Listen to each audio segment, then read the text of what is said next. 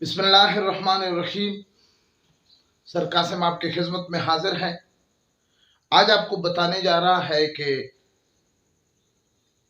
Micro dissection क्या है।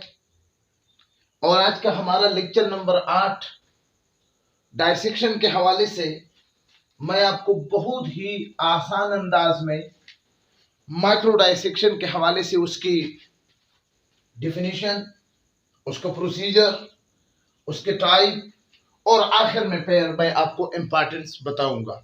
Dear student, हमने एक सिलसिला शुरू की है और आप उम्मीद करता हूं कि आप भी हमारे साथ इस सिलसिले में हमें हौसला अफजा रिजल्ट देंगे। हमारा मकसद ये है कि अगर आप को क्लास के अंदर ऐसा टीचर प्रोवाइड नहीं है जो आपको आसानी के साथ समझा सके, जो आपको वो मटेरियल जो आपको चाहिए वो नहीं मिलता, तो अगर आपने सही जगह पर क्लिक की है। और दूसरा, मैं अपने स्टूडेंट के लिए रिक्वेस्ट करता हूं कि वो बार बार इस टॉपिक को देखे। इंशाल्लाह आपको यहां से बहुत ज्यादा समझ आएगा, क्योंकि हम अपने एक खास अंदाज में हम आपको पढ़ाने जा रहे हैं। तो शुरू करता हूं technique use and cell biology में।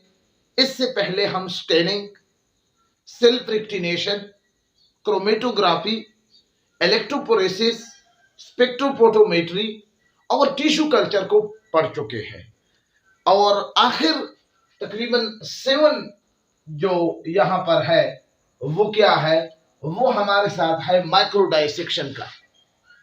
अब माइक्रो डाइसेक्शन क्या है? सबसे पहला सवाल यह है, किसी भी स्टूडेंट का यही सवाल होगा कि वो sir what is micro dissection. तो उस स्टूडेंट को मैं यही आंसर दूंगा कि माइक्रो का यहां पर मतलब है माइक्रोस्कोप, कि आप माइक्रोस्कोप को इस्तेमाल करके डाइसेक्शन का इजी मेथड ये है, इजी मीनिंग ये है कटिंग। यानी जब आप कटिंग करते हो अंडर माइक्रोस्कोप, तो उस टेक्निक को फिर हम क्या कहते हैं, माइक्रो डाइसेक्शन। यहां पर आसान लैंग्वेज में मैंने आपके लिए लिखा है डाइसेक्टिंग ऑफ टिश्यू, या किसी टिश्यू को आप कट कर रहे हो, या सेल को कट कर रहे हो, या ऑर्गेनील्स को कट कर अंडर द माइक्रोस्कोप, तो उसको हम क्या कहते हैं, माइक्रो डाइसेक्शन। याद रखिए कि इसका एक अपोजिट वर्ड है मैक्रो डाइसेक्शन। यानी यहां पर अगर आई की जगह ए लिखा हो तो उसका ये मतलब है कि आप किसी ऐसे ऑब्जेक्ट को, किसी ऐसे बॉडी को डाइसेक्ट कर रहे हो जो आपको नजर आ रहा है अपने आंखों से। अब आपको समझ आ गया है कि ह्यूमन आई का एक कैपेसिटी है कि वो एक इमेज को कहां तक देख सकता है, किस साइज के इमेज को देख सकता है। और ये भी मैं आपको बताने जा रहा हूं कि 50 माइक्रोन मीटर से 100 माइक्रोन मीटर तक, यानी कम से कम 50 या कम से कम 100, इससे ज्यादा आप आगे जाए तो आप उन इमेजेस को आप देख सकते हो आंखों के जरिए। अगर आप वो कट कर रहे हो तो वो इस जुमरे में नहीं आता, ठीक है ना।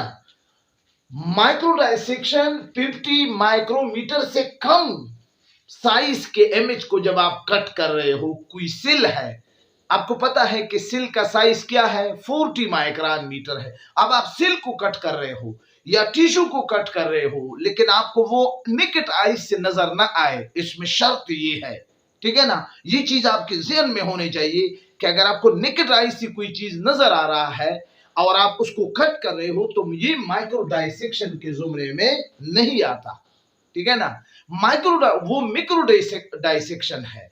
माइक्रो डाइसेक्शन उस कटिंग ऑफ ऑब्जेक्ट को आप कह सकते हैं, उस बायोलॉजिकल स्ट्रक्चर को जो आपको नेकेड आई से नहीं बल्कि अंडर माइक्रोस्कोप आपको नजर आ रहा है और आप डाइसेक्ट यानी कट कर रहे हो, तो इसको फिर हम क्या कहेंगे, माइक्रो डाइसेक्शन। इतना काफी है। प्रोसीजर इसका क्या होगा? सिंपल प्रोसीजर होगा कि सबसे पहले आप उस इमेज को, जो भी इमेज है, जो भी बायोलॉजिकल स्ट्रक्चर है, जो भी ऑर्गेनील है, सबसे पहले आप उसको अपने कंप्यूटर के मॉनिटर पर या टीवी स्क्रीन पर उस इमेज को देखकर फिर आप जहां पर कट लगाना चाहते हैं अंडर माइक्रोस्कोप, वहां पर आप जब आप कट करेंगे तो ये उसका सिंपल प्रोसीजर है। ठीक है ना जी। टाइप, अब इसके दो टाइप है, बेसिकली इसकी तीन टाइप है, लेकिन आपके कोर्स में दो टाइप का जिक्र है, इसलिए हम दो पर इक्तिफा करते हैं। Type, there are two type of micro dissection, एक है क्रोमोसोमल माइक्रो डायसेक्शन और दूसरा है लेजर माइक्रो डायसेक्शन।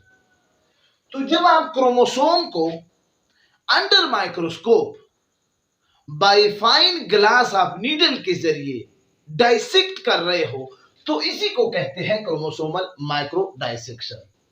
और जब आप क्रोमोसोम के अलावा, ठीक है ना,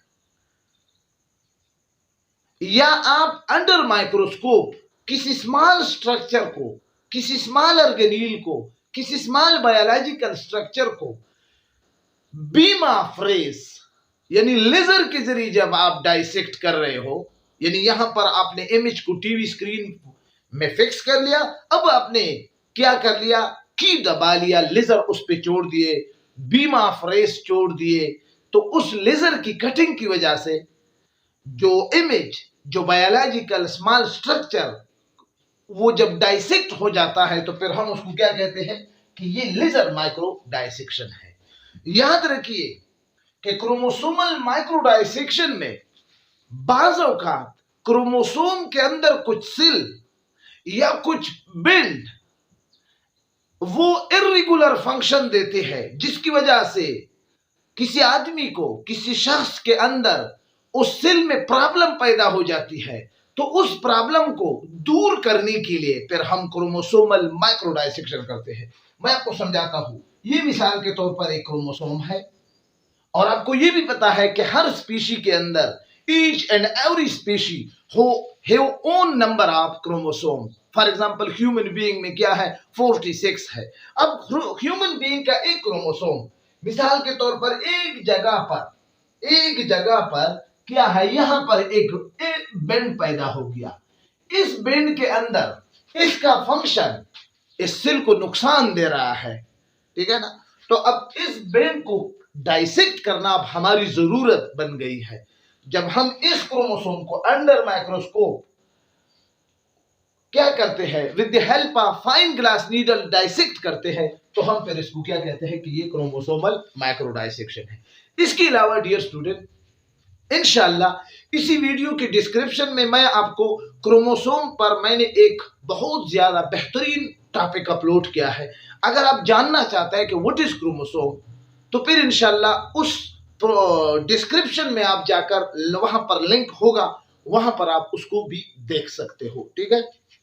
लेजर क्या है? लेजर का लफ्जी मतलब है लेजर, एल का मतलब है लाइट, ए का मतलब है एम्पलीफाइंग, इसका मतलब है स्टिमुलेशन, ई का मतलब है इमोशन, आर का मतलब है रेडिएशन।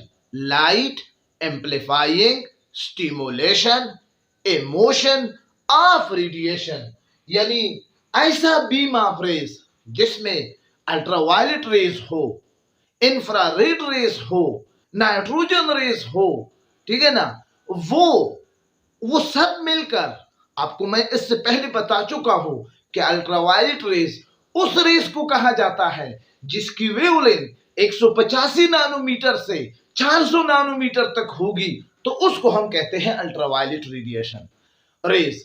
और इसके अलावा इंफ्रारेड रेडिएशन, वो रेज जिसकी वेवलेंथ 700 नैनोमीटर से लेकर 1500 नैनोमीटर तक होगी, उसको हम कहते हैं इंफ्रारेड रेडिएशन। क्लियर? तो लेजर, इंफ्रारेड, अल्ट्रावायलेट और इसके अलावा दूसरी केमिकल के बीम ऑफ रेज होंगे। जब हम वो बीम ऑफ रेज उस ऑर्गेनील पर, टिश्यू पर, सेल पर छोड़ेंगे, ठीक है ना, यानी टीवी, लार्ज टीवी या मॉनिटर में इमेज को फिक्स करके ये रेज इसके जरिए जब हम कटिंग करेंगे तो इसको हम कहते हैं लेजर माइक्रो डाइसेक्शन। और सबसे आखिर में इसका क्या है, इंपॉर्टेंस। किसी भी टॉपिक को पढ़ने का मकसद क्या होगा, वो इंपॉर्टेंस है कि हम क्यों ये कर रहे हैं, ठीक है ना। तो सबसे पहले क्या है, माइक्रो डायसेक्शन का बायोलॉजिकल रिसर्च में बहुत ज्यादा इंपॉर्टेंट है। आप किसी आर्गन का, मिसाल के तौर पर हार्ट है, ठीक है ना, किडनी है, ब्रेन है, कोई नर्व सेल है, उसको स्टडी करना चाहते हैं, ठीक है ना, फॉर द पर्पज ऑफ क्या, बायोलॉजिकल रिसर्च। तो वहां पर एक सेल वो चाहिए, तो वो सेल आप किस टेक्निक के जरिए हार्ट से रिमूव करेंगे, माइक्रो डायसेक्शन, ठीक है ना। वो कोई नर्व सेल आप स्टडी करना चाहते हैं किसी भी ऑर्गेनिज्म का, तो माइक्रो डायसेक्शन के जरिए वो नर्व सेल आप रिमूव करेंगे, कट करेंगे। तो इसको कहते हैं बायोलॉजिकल रिसर्च, सबसे पहला। दूसरा, टू रिमूव ट्यूमर, एक जगह पर एक सेल है, एक टिश्यू है, ठीक है ना, वो क्या कर रहा है, वो ट्यूमर की सूरत में, यानी कैंसर सेल की सूरत में मौजूद है और बॉडी को वो नुकसान पहुंचा रहा है या खदशा है नुकसान का, उसकी फंक्शन उससे मुतासिर हो रही है। तो ऐसे ट्यूमर को डायसेक्ट करना हम सब की मजबूरी है, ख्वाह वो लेजर के जरिए हो या क्रोमोसोमल के जरिए हो, आपने लाजमी तौर पर उसको रिमूव करना है। तो जब आप रिमूव करना चाहते हैं तो इसके लिए आप किस टेक्निक को इस्तेमाल करेंगे, माइक्रो डायसेक्शन। इसके अलावा पीसीआर एक टेक्निक है, पॉलीमरेज चेन रिएक्शन।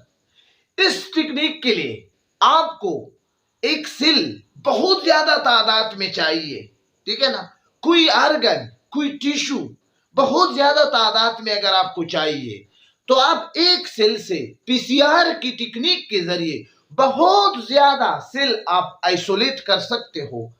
तो पीसीआर की टेक्निक के लिए जो इब्तिदाई तौर पर एक सेल रिक्वायर है, जो इब्तिदाई तौर पर एक टिश्यू रिक्वायर है, वो टिश्यू, वो सेल आप माइक्रो डायसेक्शन के जरिए हासिल करके पीसीआर के प्रोसेस के लिए भी इसी को आप इस्तेमाल कर सकते हैं।